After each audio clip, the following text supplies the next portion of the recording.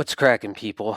This is Leon Kennedy, back with another gem from way back when, the 1986 NES classic Castlevania, which you now see in front of you in all of its horrifying splendor.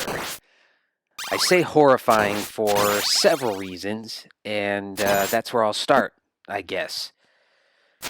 First things first, in a console era in the mid-80s, predating the advent of the survival horror genre, with games like Sweet Home in 1989 and Alone in the Dark in 1992, and of course, ultimately the true foundation stone of it all, Resident Evil, which wouldn't be released until just under 10 years after Castlevania. In this era, it was slim pickings for, if not a total absence of, horror-themed video games. Castlevania hit the scene, however, and believe it or not, it actually did scare a good score of people away from playing it. It seems quaint now, but so will we in 30 years. Now, it has to be said immediately that what most people found horrifying weren't the tropes, the themes, the monsters, the subject matter of the game, but rather the chainsaw to the face difficulty of the damn thing. This is a commonly chanted mantra among certain cohorts of stuck-up gamers who like to look down their noses at contemporary audiences who supposedly can't handle games that flay, stir-fry, and shish kebab players before so much as giving them a tutorial. You know, it's rock hard like a game should be. It doesn't hold your hand like a boyfriend after 6 months. If this game were a person, it would be in jail for aggravated assault. All presumably good things. Ha ha hoo hoo. Still, despite the fact that such presumption is pretty comical, given what we're talking about here, namely video games, for which I struggle to see any serious need to get sanctimonious over, the core assertion of the elitist mantra is nevertheless true. Old games really were brutally difficult, and Castlevania notoriously so. And though I didn't have abusive parents, at least I got regular beatings from Castlevania. Anyway, my memory's foggy, but I guesstimate I never made it past the Grim Reaper before calling it quits. Which brings me to mention another arguably horrifying fact about the game, namely that it's unusually sadistic. And this in the following way. The game never forces you to give up by, say, limiting your continues or throwing you back to the title screen. No. Your continues are infinite, like your patience has to be. Lose all your lives and you just start back at the beginning of the level you're currently on. And for good measure, if you make it to Dracula, Dracula's the final boss, you'll restart right before the fight. Jump for joy, right? I mean, not really. Castlevania knows how tough it is, true, and throws the players a fair bit of bone, also true. But the effect of this is actually to make it so that the game ends when we decide to quit.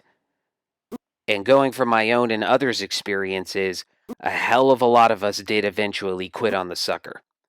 And that's a terrible, terrible feeling. One that's led certain people, like yours truly, to continue to have, quote-unquote, beating Castlevania on their bucket list. So yeah, there's at least 3 horrifying aspects to the game that we'll all face to one degree or another. Its themes, its difficulty, and its sadism. The way in which it pushes you to quit and admit defeat. To cry uncle. To say mate. In a nutshell, that's the mostly bad news. The good news, though, and yes, there is some good news, is that games like Castlevania rely for their intimidating effect primarily on being cryptic. This means that due to the aforementioned absence of hand-holding, the novice player is faced with an unfairly steep learning curve, owed simply to how much pertinent information has been deliberately withheld from him. It goes with the territory of old games, I guess. As with most things in life, knowledge is power, and nowadays, thanks to the magic of the interwebs and the magnanimity of highly skilled and knowledgeable gamers on YouTube, we, the hoi polloi, at last have widespread and easy access to all of the mysteries that were kept hidden from us before. And this means that with a little study and practice, you too will be able to scratch beating Castlevania off of your bucket list. No two ways about it. Beat it like it stole something. Give it the work. Smack fire out of its ass. Give it a $3 haircut. Take it down to Chinatown. Believe it. You can do it. So then, this video here, it's just my own little contribution to the ever-growing pool of revealed mysteries vis-a-vis Castlevania. Before we get to the main course, though, a few hors d'oeuvres relating to how one should approach the game are in order. Strategy, I mean. Broadly speaking, you want to try to decide beforehand whether to take a speed running or a no damage approach. And you might be thinking that's a rather thin list of options. Why not just play the damn game, right? Well, as a matter of fact, no, not right. Mostly wrong. Do not just play the damn game, or else the game will play you. Just playing the damn game is how we all ended up quitting in shame in the first place. See, we had no method. And for games like this, games that take pride in being obtuse, knowledge and thus power are granted to those who come armed with a method, who approach it methodically. And the two best, most time-tested methods here are speed running and going for no damage. Okay? To cut to the chase, let me just spill the beans on why I favor a no damage approach. Basically, by shooting for no damage, you're setting the bar much higher than merely beating the game. And this ensures that your frame of mind is going to be in the proper place to focus and concentrate like you need to. You'll be more deliberate and extra careful in your every move, pay attention to every detail, and so consequently, you'll miss a lot less and catch a lot more. And remember, you don't actually have to no damage the damn thing, which is a little too RNG dependent to be guaranteed anyway. Trust me, I know. You don't have to do that at all. You just have to try to play it that way. The psychological benefits of doing that are what you're after. On the other hand, speedrunning the game, as far as I can tell from what little study I've done on it, it requires a good deal of damage boosting and overall a hell of a lot more precision and skill than no damaging it does. But if you prefer to blend the two methods anyway, hey, by all means, have at it. Have a blast. Speedrunning strats can be immensely helpful at times, even to the most inexperienced of noobs. Like I've been for most of my life. No doubt. But regardless, here we'll be taking a purely no damage approach. Yeah. Just for the sake of consistency of purpose, to keep us single-minded, dialed in. Ideally, you'll find yourself sooner rather than later not even focusing on questions like, why the hell can't I beat this, but instead getting frustrated because you merely got hit somewhere and took damage. And that's a good thing, That's where you want to be mentally. Once you find the sections where you always take damage, you're well set up to really figure out the nuances that'll set you up for the big V at the end. Capiche? Make sense? Okay. Now, about the game itself, there isn't much to be said that hasn't already been said a million times. So what I want to say are two quick things and then bow out so we can get to the meat. First, the music in this game is absolutely incredible. It's simply perfect. The perfect OST. The game was originally titled Akumajo Dracula, Dracula's Demon Castle, as it's been translated, on the Famicom in Japan, but it got changed to Castlevania in the States, a title which I don't think its creators realized the brilliance of. And I'll elaborate on that for a second. The reference, of course, of Castlevania is to Transylvania, which etymologically, it's just a Latin name for a region in Romania made up of the prefix trans and the accusative silvam, meaning on the other side of the woods or forest, on the other side of the forest. So, Castlevania, notice it sounds just like Transylvania, preserving the sound of the silvam in it and hence meaning something like the castle of the forest, or even better, the forest-like castle. And what I'm saying is the music for the game, to come back to that, composed by Satoe Terashima and Kinuyo Yamashita. She's the one who's called James Banana in the credits, incidentally. The music creates a soundscape that perfectly evokes what it must feel like to go on a trek through a forest-like maze of a medieval castle hunting for Dracula. Everything fits together organically in this game. The title, the atmosphere, the scenery, the pacing, the plot, and the music, which ties it all together. I'm not necessarily saying it's the best OST on the NES, but I'm pretty sure it's my favorite. And it absolutely belongs in the canon of the greatest game soundtracks of all time, right up there with Yuzo Koshiro's in Streets of Rage and The Revenge of Shinobi. I don't know. I just think this aspect of Castlevania is worth highlighting. You know, highlighting with a bright yellow marker. The music is insanely good. Savor it. Savor it. The second and final thing I want to mention here is my highly controversial opinion that this game remains badly underrated, both as a Castlevania game, of which there are many, and as a standalone title. And just hear me out, okay? Just looking quickly over some rankings made by GameRags and other sources, you can see that the game is definitely highly thought of. Game Informer, for one, ranked it the 48th best game ever made. That's no mean achievement. IGN had it as the 19th best NES game, but they did leave it off of their top 100 list.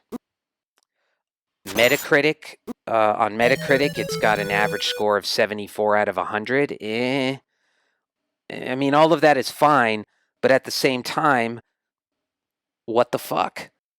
Every website or reviewer I'm aware of ranks Symphony of the Night and Dracula's Curse, which is Castlevania 3, higher than the original, but I just don't know about that. When I look at these other great Castlevania titles, look carefully at them. What I see are refinements and developments. Excellent ones to be sure, but still just refinements of what the original created. The same sorts of enemies, the same sorts of bosses, the same sorts of weapons, the same general type of characters, on and on. Just arguably better graphics, longer stories, more intricate level design, stuff like that. So I'm sticking to my guns on this. First, the original OST was better. The best. None compare. It is better than all of them. And to keep digging my own hole, second of all, I really appreciate how concise and simple this first game here is. I think it shows an incredible thoughtfulness to make a game that could take many hours or even days to complete at first, but which, after really learning its secrets, really burrowing down into them, could be breezed through in a fraction of that time, without skips and without warps and out-of-bounds glitches and whatever, just playing the game. Simpler experiences tend to be purer experiences, and the simplicity of Castlevania, the simplicity underlying its surface chaos, its apparent madness, is, I gather, why one reviewer, appropriately in my view, called it the essential Castlevania experience. And that's about the size of things, I think. Anyway, agree or disagree, let's all take a trip now back in the Wayback Machine to simpler times with a simpler sort of game. A trip down memory lane to the forest-like environs of Castlevania. Enjoy.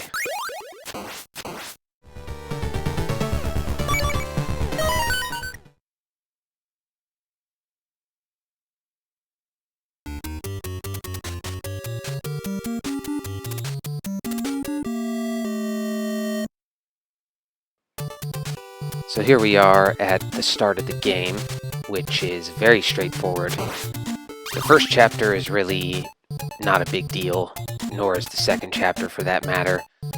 But I want to give you a little information on just how this is going to work, because if I was just doing this on the NES, it would be quite difficult to do a tutorial either on how to beat the game or even more specifically on how to do a no damage playthrough. And that's because, you know, you don't have checkpoints, and so if you want to demonstrate something and you get hit or screw up, you can't go back and do it again. So the logistics of doing it are just mind-bogglingly terrible. Yet on the PS4, in this new collection of Castlevania games they've just released, you have the ability to do this. Create a save state. And so the logistics actually become quite manageable in being able to show you how to do things different ways and, you know, what can go wrong and what can go right in different variations on AI patterns and such. And that's essential to doing anything like a real walkthrough in this game. You really could just watch someone play through it and try to keep getting those patterns, but you're not going to get them every time. There is a bit of RNG in this, at least if you don't have frame perfect movement every time. Alright, so I'm just going to start again because I've lost a lot of time. But the bottom line is I'm going to be creating save states at various points and using that to just go over things again and again. So what you want to do here is just whip all of these things and get your maximum whip upgrade.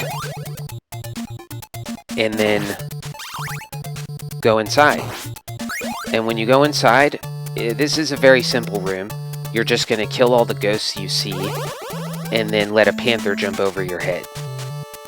Don't worry about hitting the candles.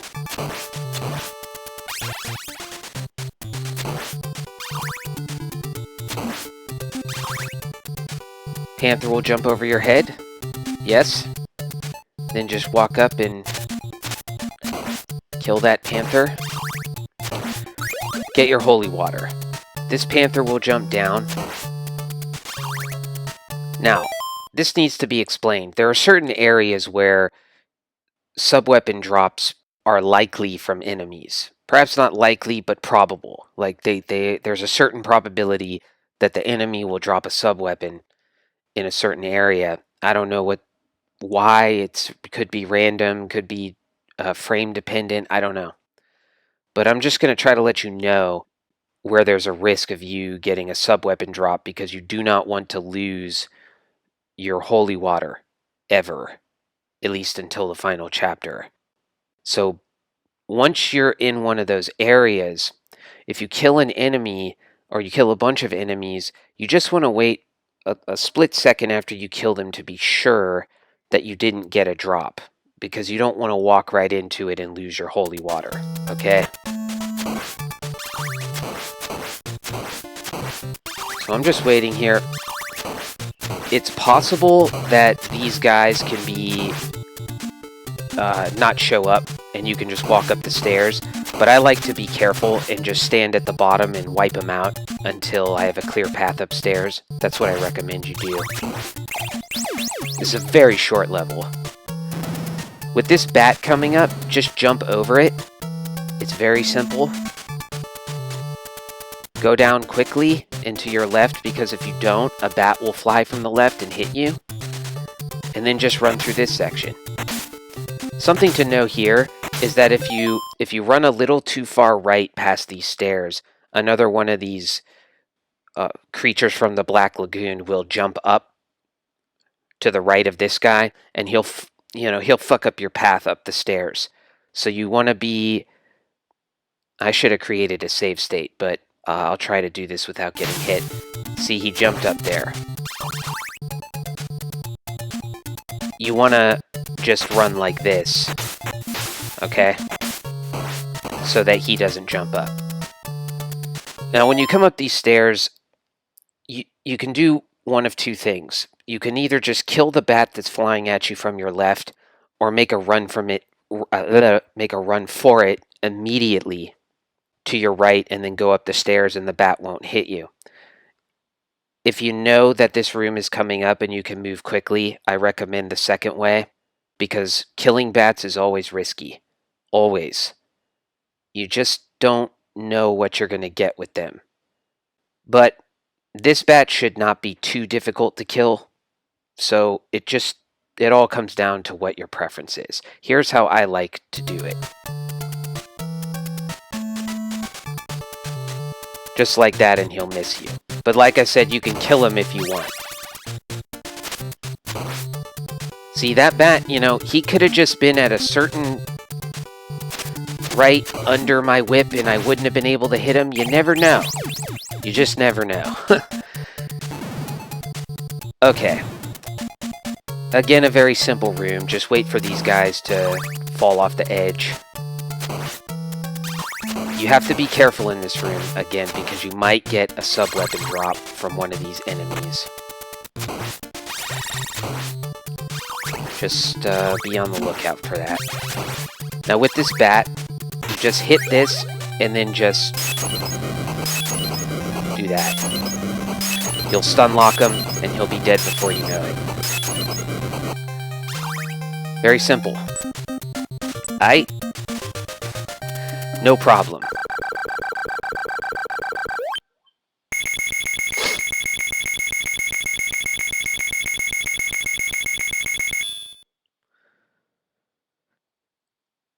On to the second level, where things aren't going to get terribly more difficult. Don't get this candle, because it'll be a sub-weapon. You don't want that. Get your heart, and these guys just whip, whip, whip. These bats are really easy to kill. They're just right at the level of your whip, so just whip them when they come down. Don't worry about it. Another straightforward room. Whip the bat. Collect some hearts.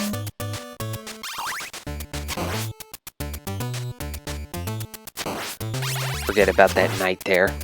You can kill this knight from right here. So do that. The next area, you're going to be facing Medusas for the first time. And all you want to do is wait up on the first one while it passes you, and then just run past the rest. Like that. Jump down here, kill this knight.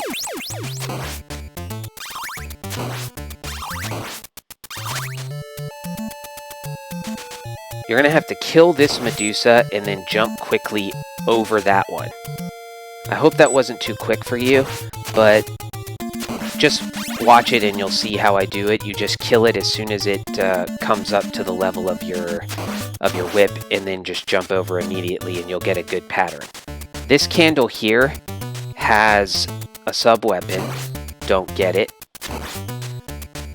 Try to just collect some more hearts. A lot of people run through this game not collecting a lot of hearts, but I like to collect them because, you know, it just makes it so that you can spam when you need to, and later on you're going to need to spam.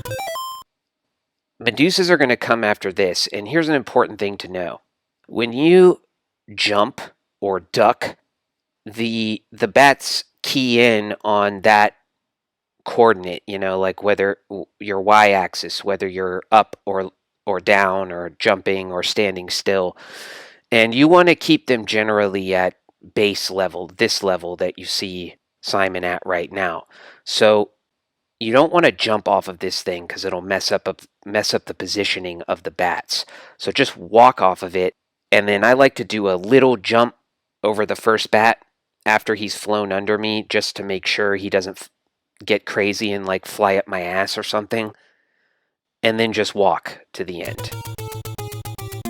Little jump. Don't worry about that Medusa there, he won't hit you.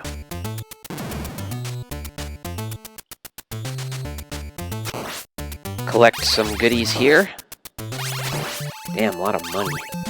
Just be careful on these. Don't try to rush through it too fast.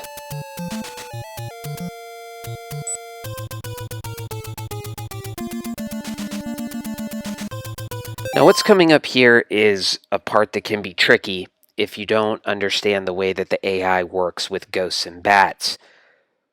A ghost is going to come up from your right, and generally speaking, a ghost is not something you ever want to be dealing with in combat. You don't want to be fighting them. They suck. And if you keep walking to your left, the ghost will despawn when he goes off of the screen. But there will be a bat ready to come down and attack you and hit you. So what you want to do is just run right up to the little platform that you see, press up against it, and then hop up and keep running left, and the bat will fly over your head. Okay, he will not hit you. Like so. That's it. It's very simple and it's very consistent. Just as long as you don't stop and get confused by the bat and go, oh, what am I going to do about this bat? Don't do that. Just listen to me. Just know what's coming. Jump over. You'll be fine. You know, you just don't do a super boom jump. Try to be quick about it. Just like that. Now, with these bone guys, they are probably my least favorite enemies in the game. They can really troll you hard. But these ones are easy. You can hit this one from here, and all you want to do is be careful, because they can... Let's see if he does it here. No. They can decide to reload and fire really quickly. Like there. There you go. And there you go. See, I got hit. I'm going to take damage sometimes, and you don't need to worry about that, because I'm just trying to show you how to do these things, not be perfect. So you can see what goes wrong there. You just jump up and whip the guy, but you want to be careful. I like to do just like one at a time.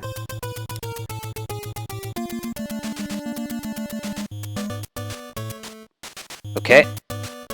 So this is another Medusa room. And again, you just want to run through it. Don't stop. Fuck you, Medusa. Fuck you, Medusa. And we're at the boss. So what you're going to do on the boss is pretty similar to what you did on the first one. Stun lock. You don't want to be spamming. Just go 1, 1, 1, 1, 1, and you know she'll get locked in place. That's that. Not a problem, guys, right?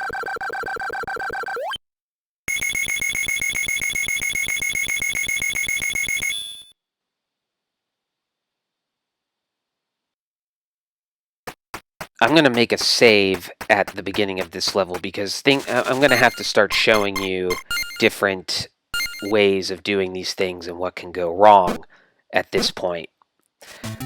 Which you're going to have to deal with these enemies that are called flea riders or something. I call them flea bags. Other people call them fucking monkeys.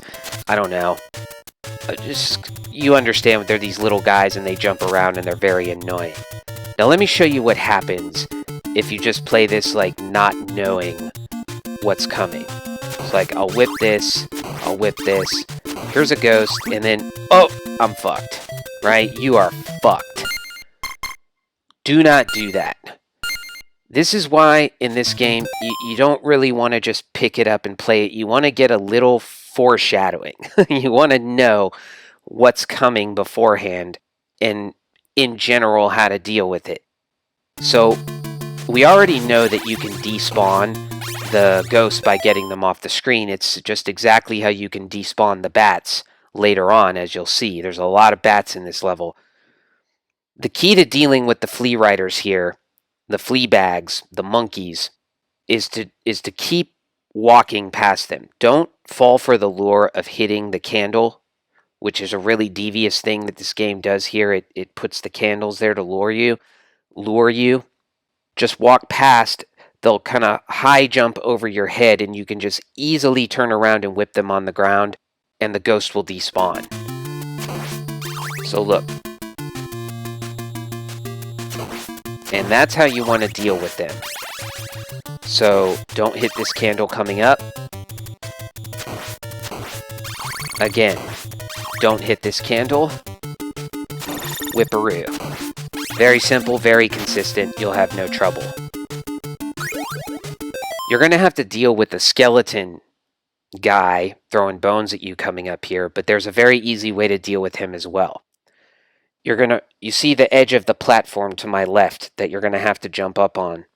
What you want to do is you want to run and press up against it and allow the skeleton, he'll try to kind of follow you in his own way. He'll jump up to that higher platform right there, and then when he jumps back down, you're going to jump up and kill him. Most of the time, he's not even going to throw a bone at you when you do that. So let him jump up. He did throw a bone, but that's how you deal with that. It's one of the more consistent cheesing of the AIs that I do in this game, but it's not always so consistent. Now I have to make a save here because I have to show you something. God damn it. I'm still not really familiar with how to do this, but yeah, we'll tough it out. Now I'm going to show you something. You're going to see a lot of playthroughs where this won't happen, and it'll probably happen to you, and you're going to be like, the fuck? Why did this happen to me? Check this out. There's a ghost. Why did that ghost show up? Let's take another look.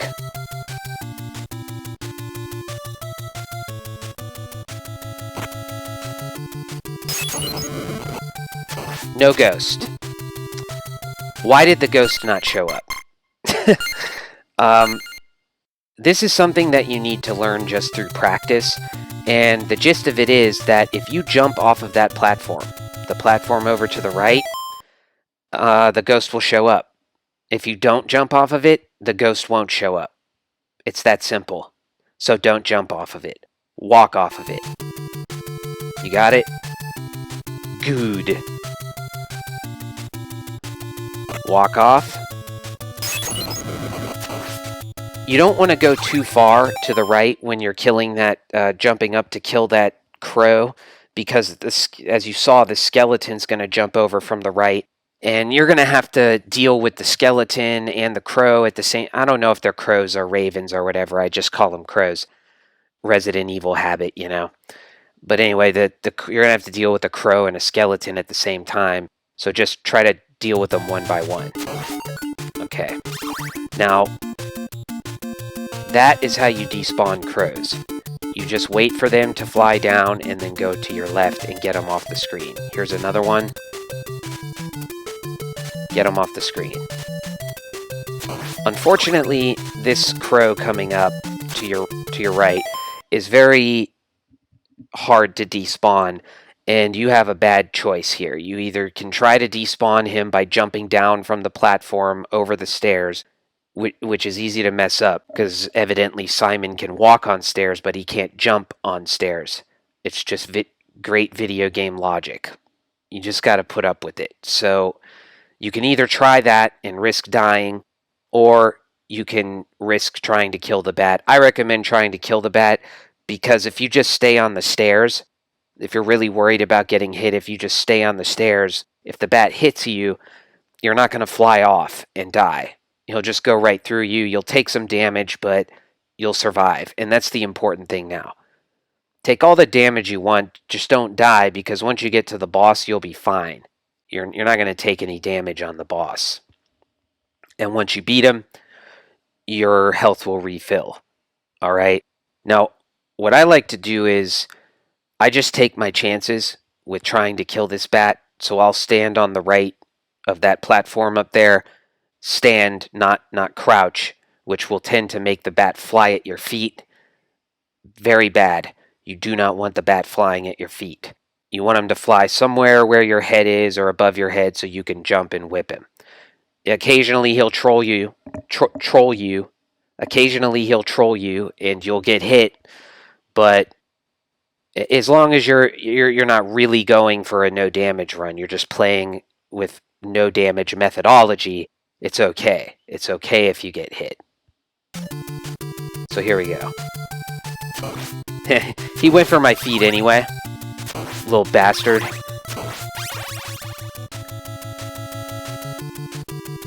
When you come over here, just throw a holy water. Make fast work of him. This over here is a sub-weapon. Don't mess with it. I'm pausing here for a reason. Maybe I should make a save, because this next room is tricky. I want to show you a couple of ways this can go. The normal way of getting through this room is just running through it. And I'll show you. Hopefully it goes correctly, but it might not. But let me just show you how I usually do it. I turn around, I grab this, I grab that, and then I just run.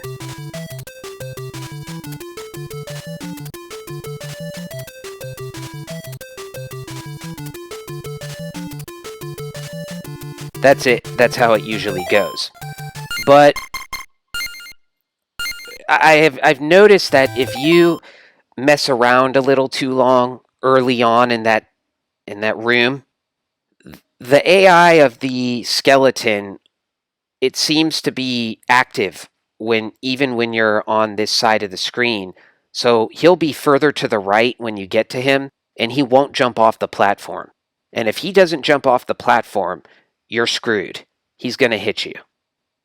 So let me see if I can, I don't know, activate that screwy thing that happens sometimes and fucks everything up. So like, I'm just going to like walk there and then jump around and see if I can mess this up.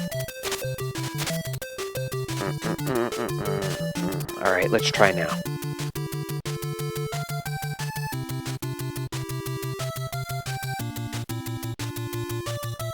There. I mean, usually he'll hit you with the bone, but I just wanted you to see that.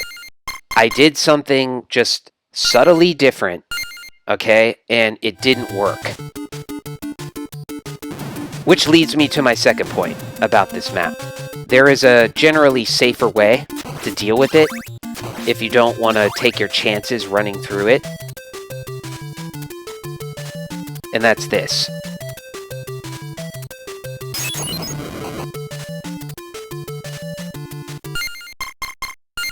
I usually don't do that, just because I'm a runner. I like to take my chances. It's up to you. Let's try to see it one more time. 2, 3. It may not even kill anybody, the flame, but what it will do is allow the timing to get lined up. the Medusa will come, the skeleton will be lured, and by the time they're jumping and flying, you'll just run right up right in between them. All right?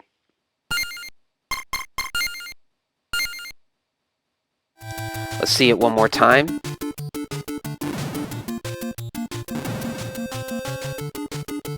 This room is very inconsistent, and just whatever method you choose, it's not going to work every time.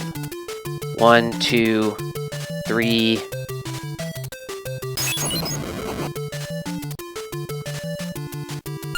Generally, what you need to do, take a moment when you come to the place where the skeleton is and look at what he's doing. If he seems to be close to the edge, then it's safe to run because he's going to jump off. But if he seems to be farther to the right, you might need to pause or throw a firewater because he's not ready to jump off yet.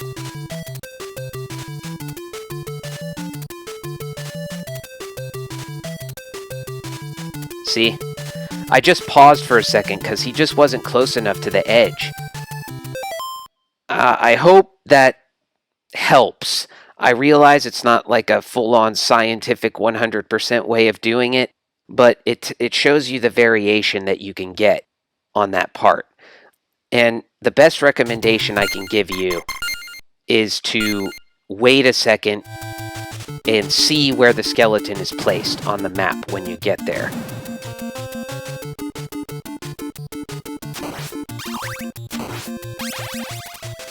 So, 1, 2, 3. Did not like where the skeleton was there, so I had to improvise. And that's just what you're going to have to do on occasion.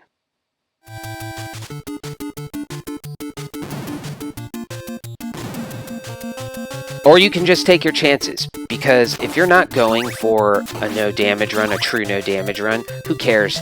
You'll just take a little bit of damage here. As I said, it doesn't matter, because on the bosses, you're not going to take any damage.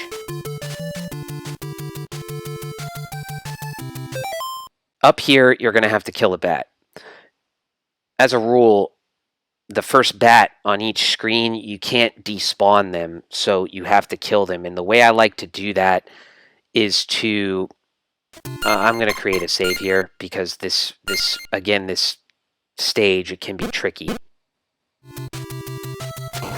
That's a sub-weapon, by the way, so don't get it. If you care about secret money, there's secret money.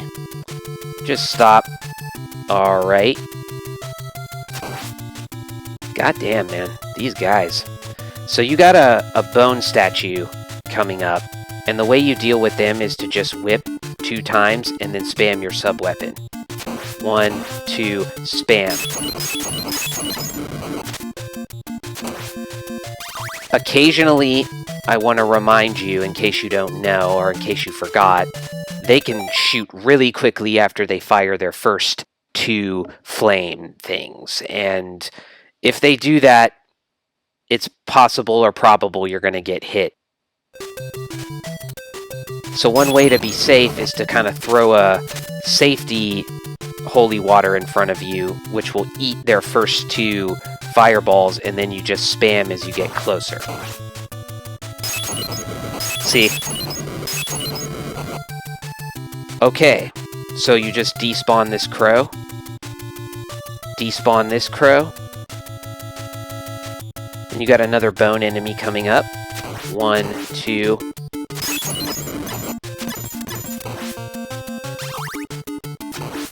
I didn't handle that guy very well. But I was worried about spending too many hearts trying to show you how to spam on these guys, because the last few times I did this, I wasted way too many hearts on these guys, and I didn't have enough to kill the mummies, so I wound up having to whip them, and I need to show you how to do that simply, without whipping them and without taking damage. So sorry about that, but yeah, you don't want to whip those bone guys to death like I just did. That's extremely risky. Extremely risky. Don't do it. I just don't want to get too low on my hearts. Okay. In this room, it's going to be kind of more of the same. You're going to have a crow who you're going to have to kill. You're going to have another crow. You despawn, then a bone enemy. 1, 2. Oh boy. Yeah, that was no good. These guys are really trolling me today, man. I mean, Jesus Christ. Yeah, so if you don't get your holy water off quick enough, I can probably respawn them here. Let's see. Yeah, so I got the bat.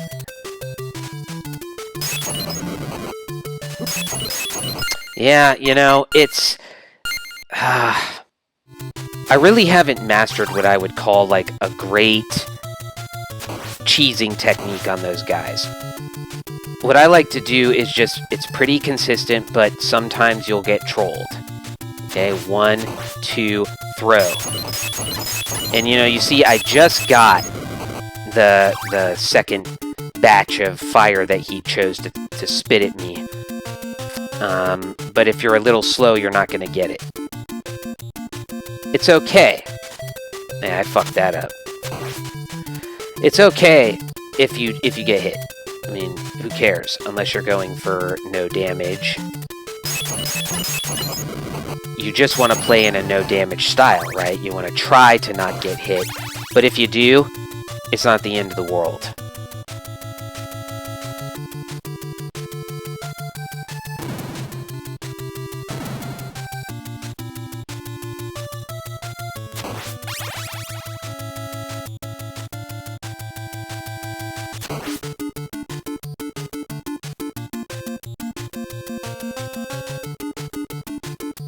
One, two, chuck.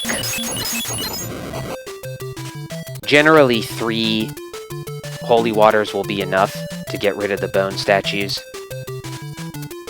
Despawn. 1, 2, 1, 2, 3.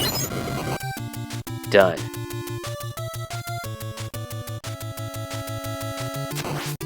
Jump and hit this skeleton. Now, for this part coming up, there's going to be Medusas coming at you and another bone statue. And it's tough. What you want to do is try to lay down a suppressing holy water that will kill a Medusa coming at you, and if you're lucky, and also take care of the first set of fireballs that the bone statue chucks at you. And that allows you to just inch your way closer so that you can keep spamming and get rid of him. It's easier to see than to talk about, so I'll try to show you.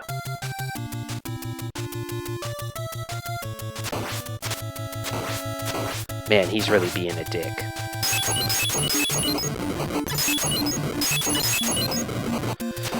That's it.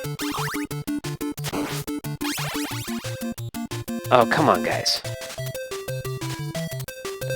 Now, with mummies over here, it's just really easy. This is a sub-weapon, and you really don't want to get that, because it will ruin the entire thing for you.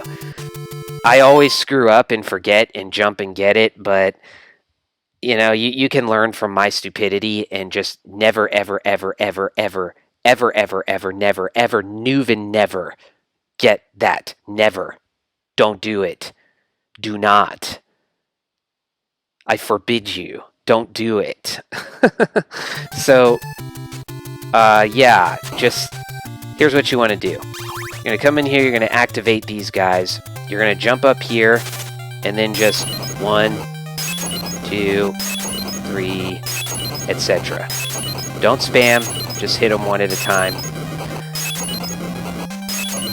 When you're up here, their first attack, if you're too slow off the mark, getting your holy water to them, it won't hit you. So you really can't be hurt up here as long as you get them in your web of holy water pretty early.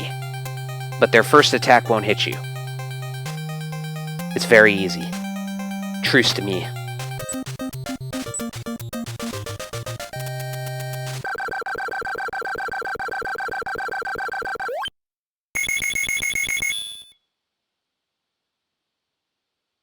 this next chapter, stage, level, what have you, coming up is very short, but can be troublesome for people who don't know how to deal with it. Once you do know how to deal with it, it's not bad at all. First thing you want to know is just to hold right as soon as you come down. You want to get going without even taking a breath. A bat is going to come, jump over it,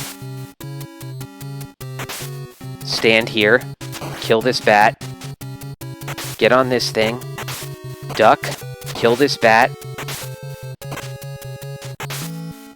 walk onto there, and you're done. I realize that it's a lot of do this, do that, kill this, jump here. It can be quite confusing and seem really fast. So now that you know what to expect, let me try to show it to you again. And what you need to understand basically is just don't stop moving unless you have to. So just be holding right, jump, jump. Jump over this bat coming up. Jump, jump. Kill the bat.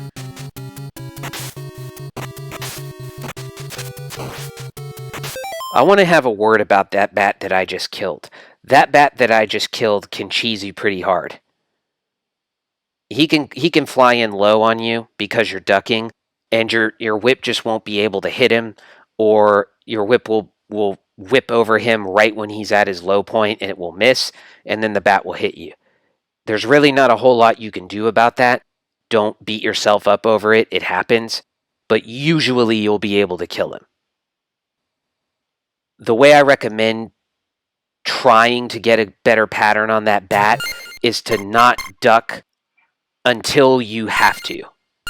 And that means like when you get to those stalagmites or stalactites, whatever the ones that hang from the ceiling are, don't duck until you get right to them. Watch and see what I mean. Jump over the bat.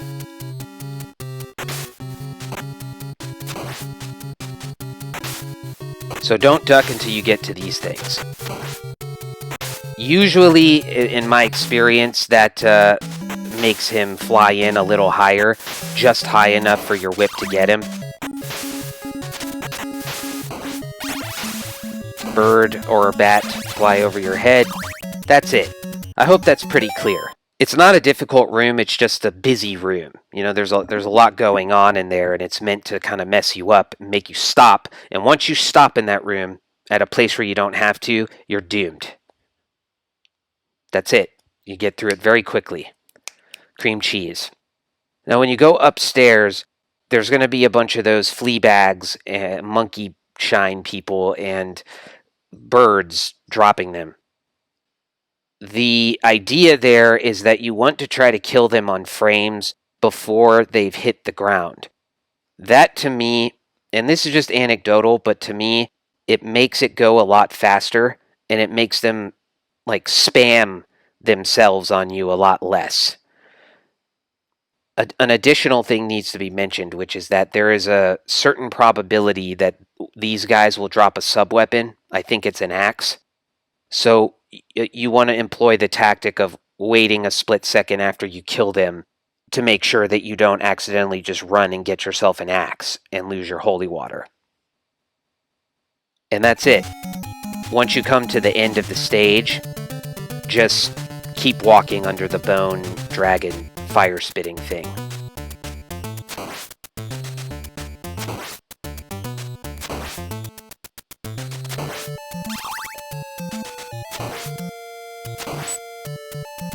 It may not be apparent to you, but I am waiting a split second to make sure I don't pick up a sub-weapon.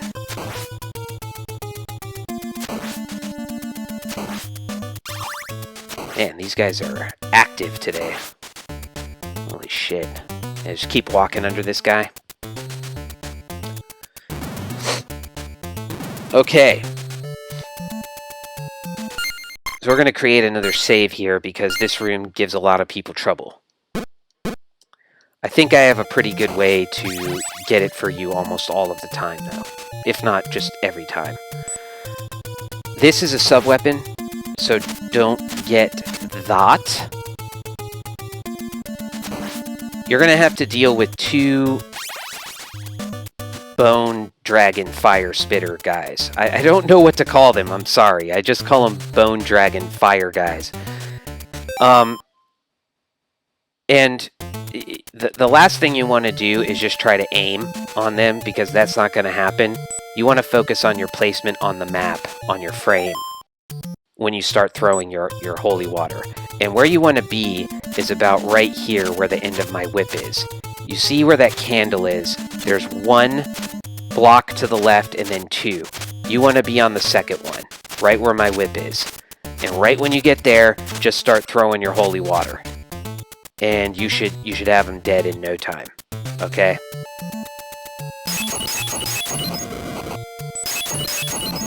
It's that easy. I even was a little too far away that time, but I still got him. The one thing you don't want to do is walk too far and start throwing the fire into his body, because then it's not going to do shit. You got to hit him in the head. The next one, it's the same idea. It's just about placement. But this one is beyond ridiculous, because he's like several other parts in this game where he can just decide to move up real fast before your holy water can even hit the ground, and then he can hit you. Okay? So where you want to be when you start attacking this guy is right at the let me see, right about there where the edge of my whip is. Kind of on the left side of the second block, almost straddling the third block, but I don't think you really have to be that precise. Just try to stay on the second block and throw as soon as you get there. Okay? He's done. Once you get his head like that, he's just a foregone conclusion. There's no way he's going to get out of that stun lock. So let's try it again and see if I fuck up or something weird happens, because something weird can always happen in this game.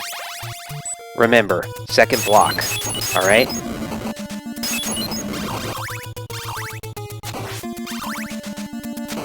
It's very consistent with the first dragon. It's the second dragon you gotta worry about. So remember, second block, try to almost kind of straddle the third block, or just stay to the leftish side of the second block.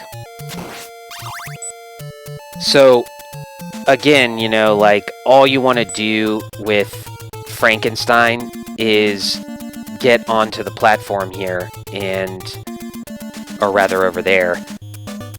You don't want to walk too far over here before you start throwing your holy water, because then you'll just chuck it onto this platform over to the right, and you'll miss Frankenstein.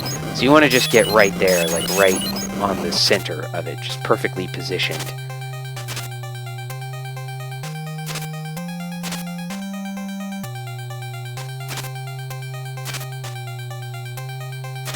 Anyway, that's Castlevania for you.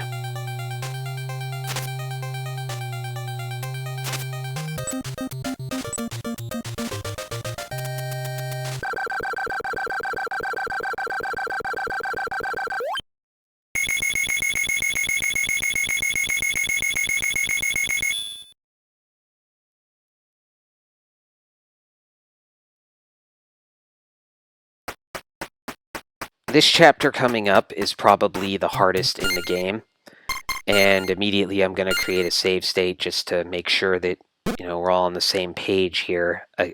We practice enough. The first thing you want to do is back up and throw a holy water. Just chuck it.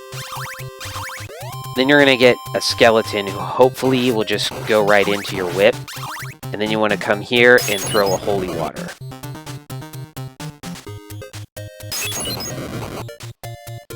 Alright, now here's what I like to do with this guy. Oh, what the fuck are you doing, man?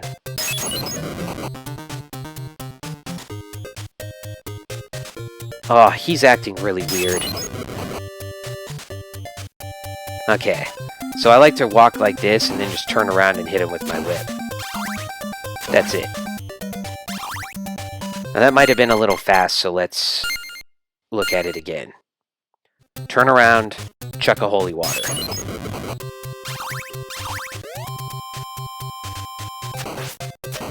Kill him. Kill him. Get up here. Lure him down. Kill him. A lot of people will like to do what I was doing before because he got on the other side of me. I don't really know why he was doing that, but he got over here. So they try to jump up and throw holy water up there and lure him to jump into it. I just find it incredibly difficult to get the timing right on that. It's much easier for me to just go like this and lure him over and boop right when he jumps down. He'll do it every time. So yeah, it's not something to worry about. In the upstairs room, you're again going to be faced with two skeletons. And what you want to do is not try to engage them immediately, but run a little to your left, run to your left to try to lure both of them that way, draw them out, and then move right and start attacking. It's better seen than heard, so let me just show you. Actually, I'll make a save here, so we can view it multiple times. So go a little to your left, jump up, hit him, keep going right, get that. What are these guys doing, man? That is so weird. They're going to the other side of me a lot, and yeah, don't do that, man. I want this to go normally. Alright. Good. Yeah, now, just go up the stairs and kill him. That's the normal way this room is supposed to go. I don't know what the hell happened before. Let's see it again. So you get the picture here. It's about drawing these guys out. So you're luring to the left. Kill. Man, he got on the other side of me again. That's highly unusual. It just usually doesn't happen. I don't know. Things are going a little weird here, I gotta say, on this playthrough.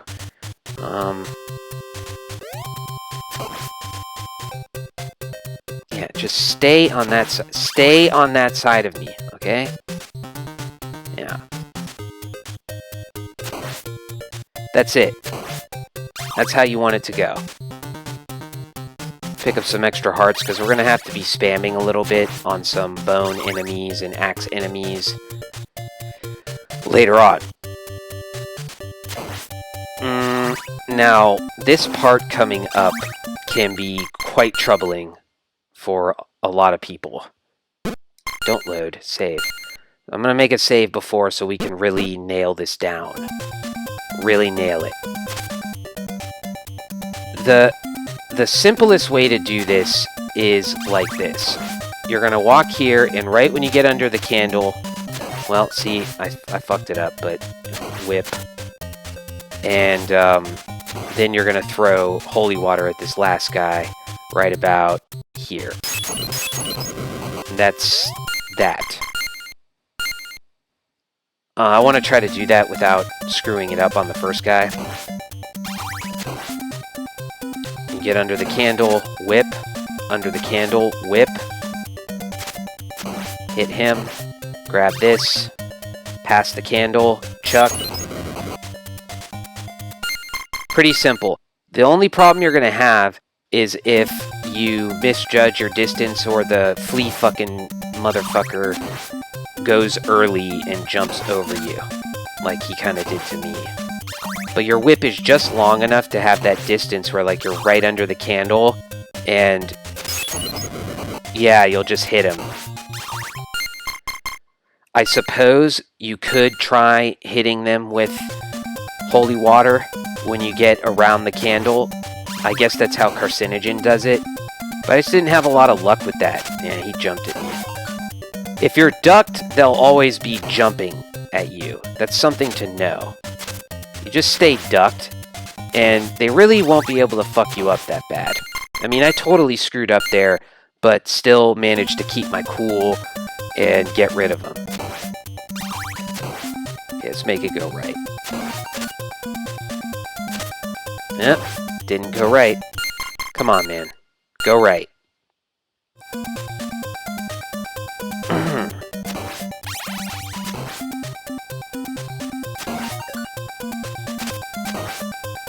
Yeah, that's better.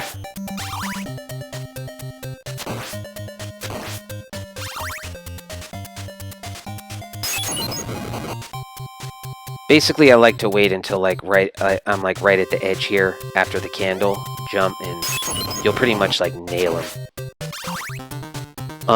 It's not a difficult room, just as long as you understand how to deal with the Fleabag's AI.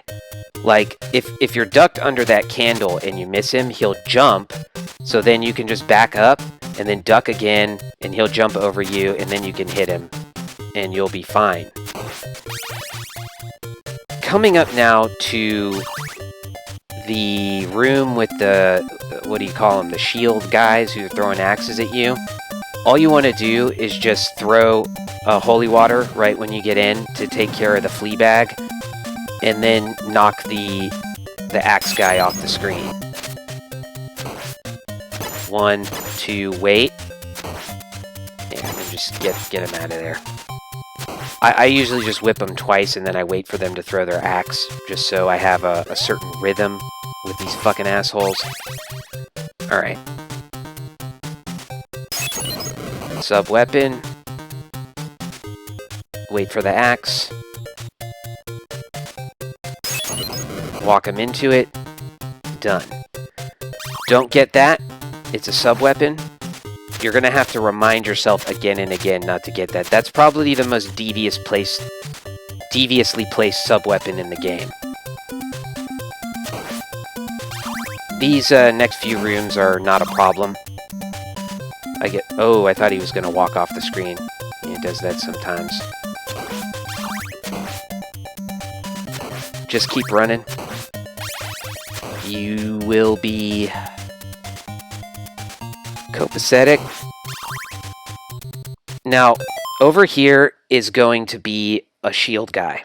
And what you need to know is, like, he's not hard to deal with on his own, but the map is drawing you to go further to the left and keep running. And I suppose you could if you just kept jumping and throwing your holy water, but don't do that.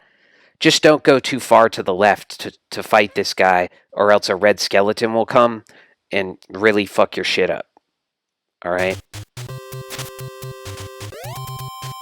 So here comes Axe Guy. Yay! Got him in one shot. In case you wondered, the way I'm doing that is you just jump and throw your holy water, and then as soon as you land, just walk to the right and lure him. They like to stab you in the back, so he'll follow you and he'll run into the fire. That's what I'm doing. Sometimes it takes 2 throws. I guess if you get some really bad throws, it'll take 3. So, yeah. That's all I'm doing.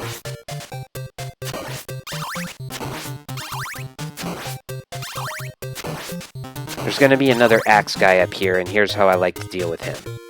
I lure him out here, and then I jump up. Now, something to be aware of here is that sometimes he'll respawn.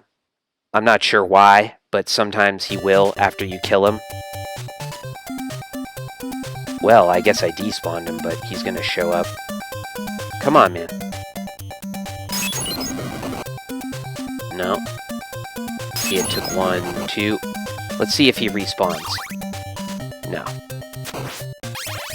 Anyway, if he respawns, just go up and kill him again. You're going to have so many goddamn hearts on this level, like, you could kill him 10 times and you'd be fine. Coming up into the next room is... You need to be aware that there's going to be a bone statue. So you're going to have to deal with that in the usual way. Which is...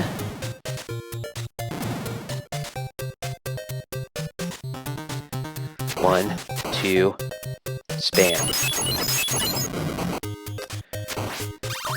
There she blows. Ideally, you want those red skeleton guys to be over to the right, so you can just walk up here and take this guy out. If they are, if you find them going over that way, just run your ass up here. Get up here as quick as you can. Okay. This next room is easy, but a lot of people don't really know how to deal with it, so it becomes pretty hard for them. Let me just show you how to do it first, and then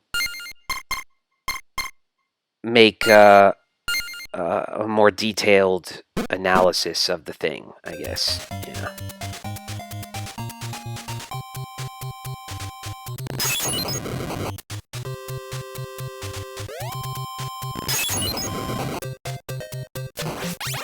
That's pretty much it, you know, like that's how you do it.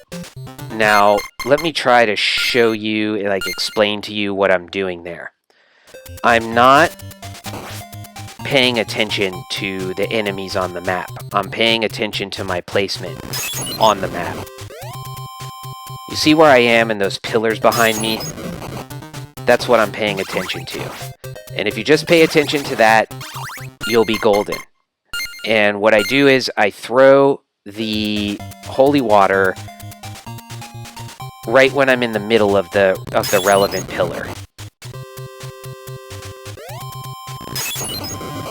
When the guys are getting hit, as Carcinogen pointed out, as the guys are getting hit by the holy water, their hitbox disappears. So it's as if they're there, but they're made of air. And you can just walk right through them.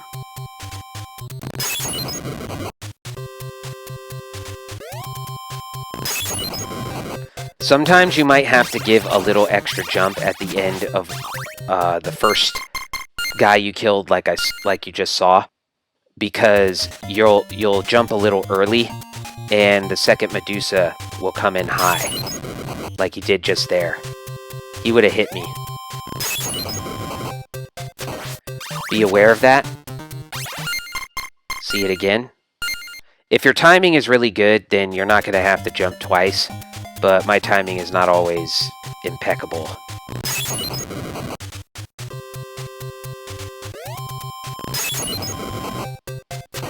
And that's it.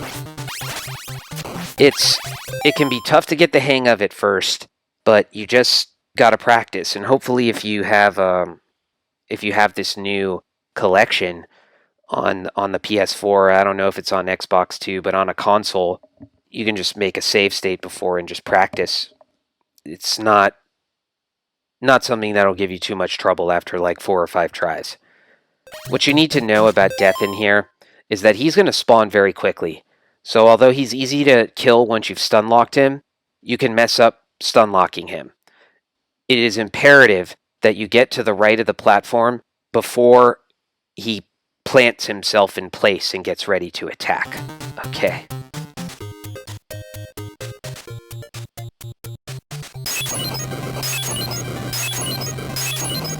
But once you do, it's over. If you don't get him early, he's going to come down there and he's going to start attacking immediately, and you're going to be in big, big trouble. You'll probably still be able to beat him, but you're going to take a lot of damage. Okay?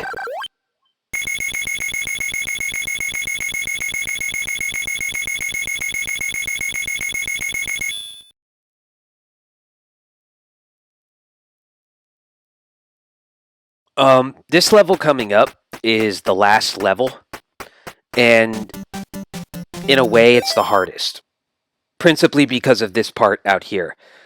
I don't want to get too discursive, talk too much about all of this, but it's relevant. A lot of speedrunner tutorials and other walkthroughs make it seem as though these bats have like entirely predictable AI. They may, or they might, for people who, I don't know, are frame perfect in their movements. I just don't know. But the way that they explain it, at least, the way that they explain how to deal with these bats, it's insufficient. It's inadequate. It doesn't work consistently. As far as I can tell, from many, many practice hours garnered on this level, it's random. I just don't see a consistent pattern to the way that these bats behave.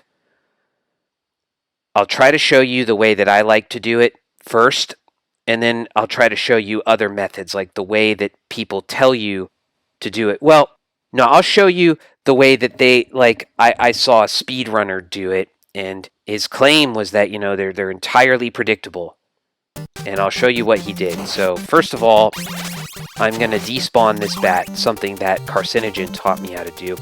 You just go to the left and get him on the screen and walk all the way over here to the right, and it is crucial that you walk all the way over to the right. If you don't, the bat may still despawn, but sometimes he won't.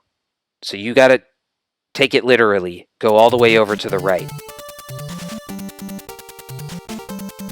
So here's what they'll do. They'll just jump over this bat.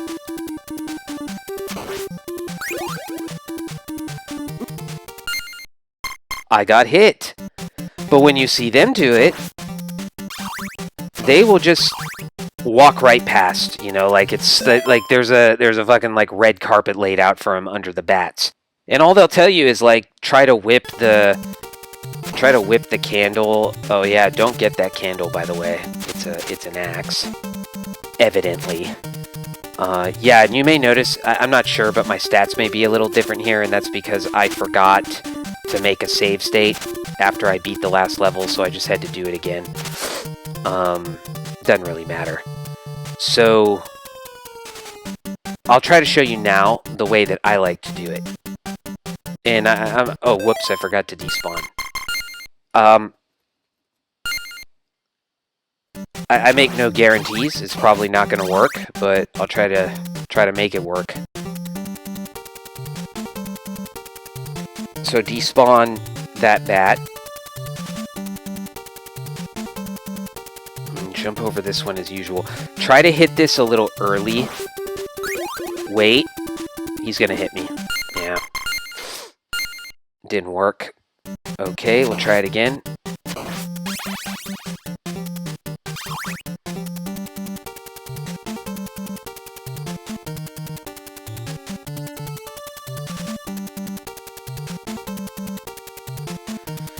Jump over him.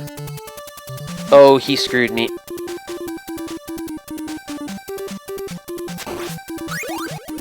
Alright, that's what you want. You want him to fly, like, slowly over your head. And do the same here. Yep. Once you get that pattern, you're good. And I don't know what causes that to happen. All I like to do is just kind of wait a little far from them and hope that they kind of fly diagonally down and slow. If they fly over your head fast, you're fucked. It's that simple. So, yeah, we'll try it again. Maybe you can compare and see if something goes wrong and when it went right, if there's any frame difference in what's going on. And maybe you can determine something that's more, I don't know, applicable for everybody and replicable. So jump over him. Whip that. Nope. I don't know, I don't know the distance, but I'd say this part is usually about 50-50 for me. Yeah, I mean, most of my attempts at no damage runs have ended here. If I get past here, it's going to be fine. There we go. Jump over him. There we go. That's it. That's what you want. And that's how I do it. I go by feel, and I don't have anything that's very specific to tell you about that. What I can do is show it to you, and you can look at it more carefully. I can't do it when I'm recording, obviously, but that's what you should do. Like, where am I standing? How am I drawing him out like that? And if you try to replicate that, and it's consistent, then you really have found a way to just deal with these bats pretty easily. Okay? So, yeah, we'll make a save here. just in case things get screwy on the timing in the room. What you need to know about this room is that one of the Fleabag guys can come with a bird, and you might be wondering why that happens. And the reason it happens, apparently, the trigger for it is when you go too far this way. See that? You don't want that to happen, so try not to, like, walk past the stairs, and Mr. Fleabag and his merry hawk bird thing won't come and ruin your life. Okay? Yeah. Get your shit.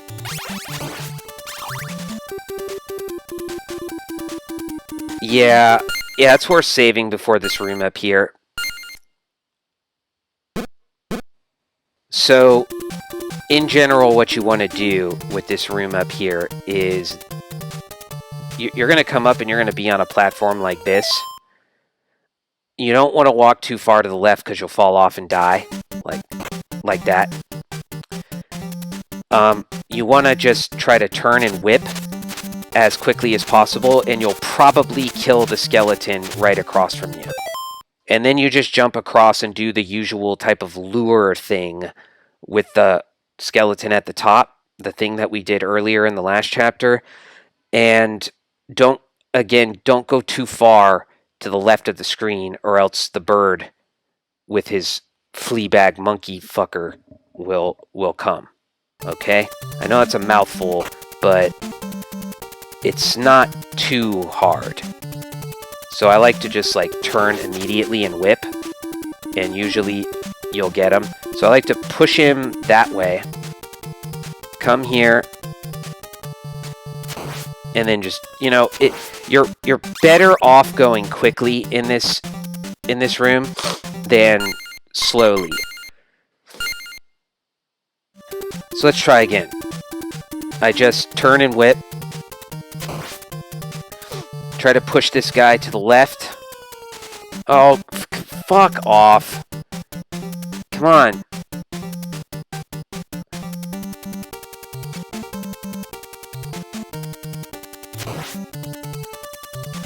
They're just really loving to get on my right. Alright? Okay. Now, make a save, dipshit.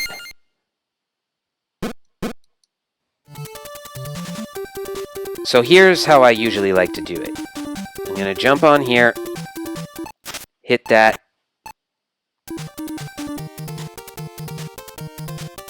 hit that, hit that, you're done. That's 3 uses of the clock for 15 hearts. Now, let's... What am I doing? Oh! Okay, well, it's all over then. You're just gonna have to go by what I meant to load there. You guys have no idea. This is the second time I've tried to record this walkthrough, and I just keep fucking up the save system and loading and saving wrong, and I keep trying to get it right, and I can't. Just look at what I did there. You're going to jump onto the wheel. You're going to use the clock right about when you're going to fall down to the stairs. You're going to go on the stairs.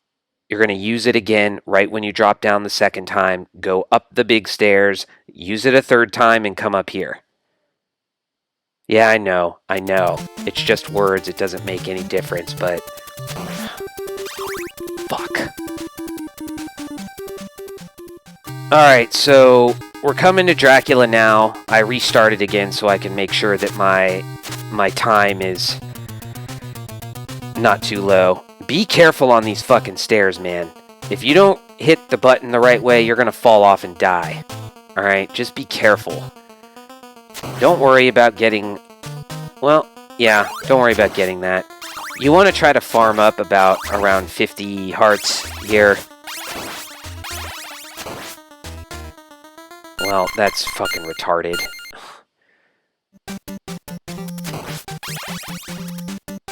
Sorry, I got a little discombobulated, a little frustrated because I fucked up that save point.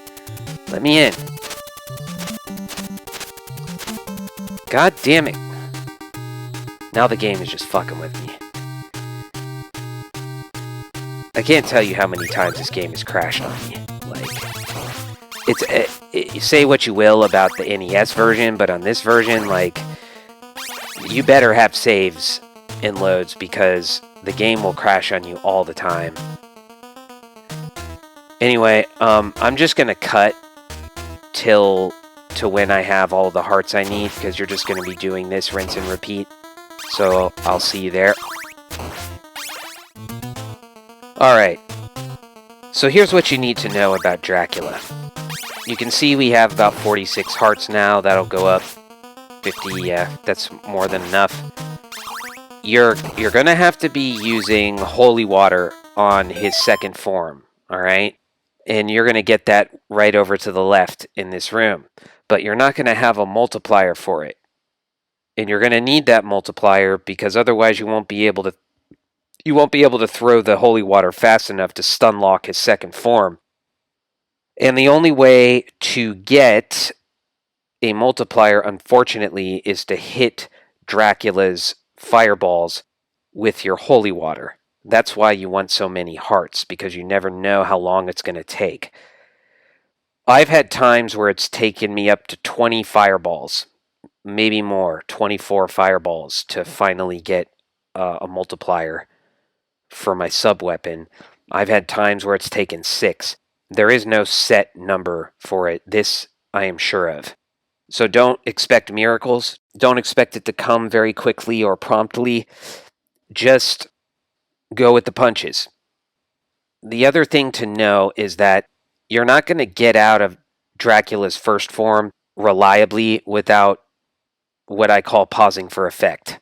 And pausing for effect is sort of like, you know, when an actor like says a line and then kind of looks at the audience is like, how the fuck you like that, right? Well, Dracula is a fucking scumbag. He's an absolute scumbag, and by scumbag I mean he's a cocksucker who will spawn on top of you, as anyone who's played this knows, and he does it regularly. No, not just once or on occasion, all the time.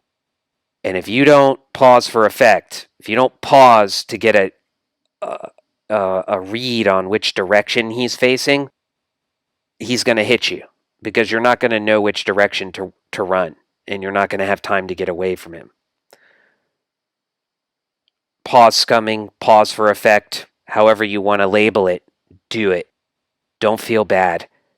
He is a cheap motherfucker. He is a scumbag, so just be a scumbag right back to him. Pause for effect and look at him when it's paused and go, how the fuck you like that? Okay? If he wants to be scummy, he wants to be a weasel, you know, what are you supposed to do? You're supposed to take it? No. Right back to him. Right back at you. Drac. Alright, that's what you need to know. Now, I'm going to try to show you, like, basic mechanical things with him first. Like, the distance you want to be from him. So, say you're here. You see where he fired those fireballs? No good. You don't want to be that close to him. Yes, he spawned on top of me. Come on. Yeah. Okay. See? If you're very close to him, he'll shoot his fireballs high, and you will not be able to get over them. Alright? So what you want, instead, is to get anywhere in the distance that's just outside of being right up in his face to, you know, the edge of your whip will hit his face, like there. Alright? So, like, this is fine. Like, right here. Just jump and whip. When he's there, you have to kind of run and jump. Pause. Jump and whip. Pause. Jump and whip. It's really easy, like, once you get the hang of it.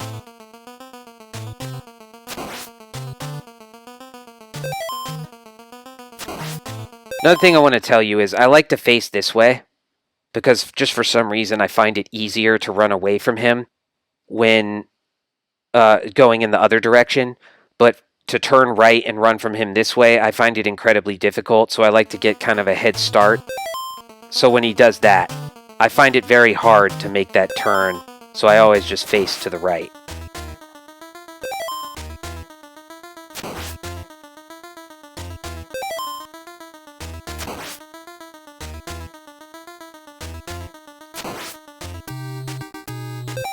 Fuck you, Dracula. What a piece of shit.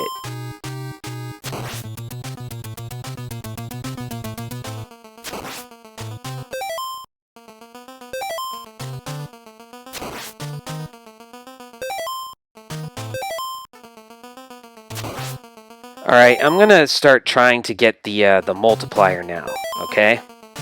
And this can take a little oops. Well, okay. You see what happens, though, like when you have to fight this guy without the multiplier. You can beat him, but it's not easy, and you're gonna get fucked up. Alright. Yeah, I usually get the multiplier first, and then kill Dracula. But that time I was just trying to show you, like, generally how to kill him. So we'll just go through the whole thing now, and, you know, you can see how long it usually takes, which is long. You're gonna have to wait until you get good, clean shots on his fireballs, alright? So just pause, scum. That's not a good, clean shot. That's not a good, clean shot either. That's not either. It's gonna require some patience, alright?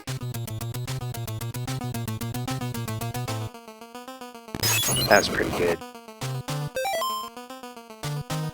Maybe I could have thrown it there, but... God damn, man. Stop it. There we go. That's a good one. There we go. And then we got it. So, once you get the multiplier, you can just go to town on him. Don't forget to pause, scum. Pause for effect. Ah.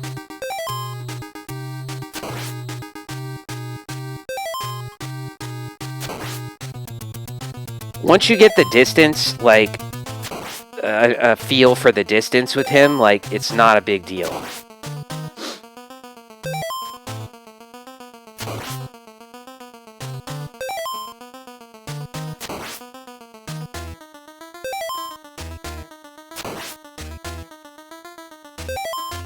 He's being very nice right now. Hadn't spawned on top of me in a while. That's, unusual in my experience. There we go. There's the asshole I know.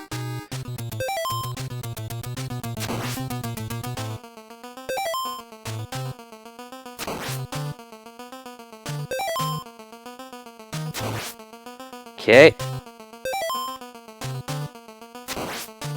Now.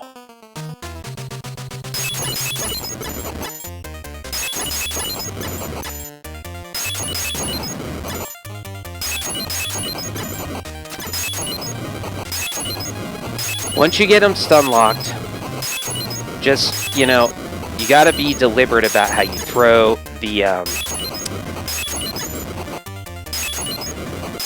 what do you call it? The holy water. You don't want to spam it too much, or you see what just happened to me there. Like, he'll start jumping around and you won't fully stun lock him.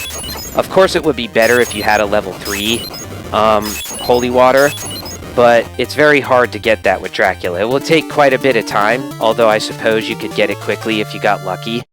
But that's it. Like, that's the principle for beating that guy, and it's not too bad. I even failed to get the stun lock at first, because I hadn't played this guy in a while, so I kind of didn't have the feel for it. But that's it. That's Castlevania, and I really don't think that it's a formidable accomplishment to beat it if you know what you're doing.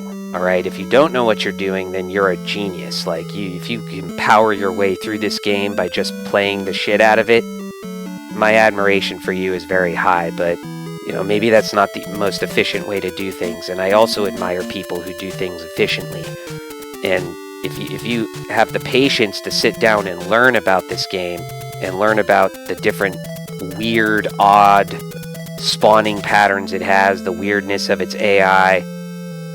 You know, if you have the patience to do that, it would actually cost you less time than just trying to muscle your way through the game.